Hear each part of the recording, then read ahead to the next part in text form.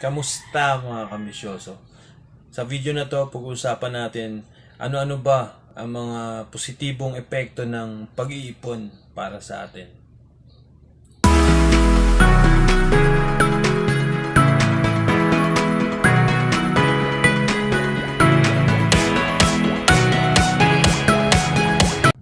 Unang-una, nagkakaroon tayo ng disiplina.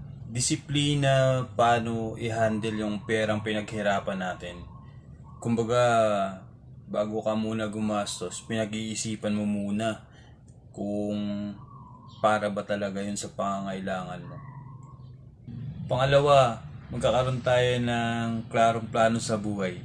Dahil sa pag-iipon, maraming magbabago sa sarili mo.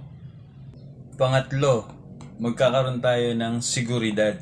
Seguridad dahil meron tayong magagamit sa oras ng mga hindi inaasahang pangyayari. At tandaan, lamang ang taong nag-iipon.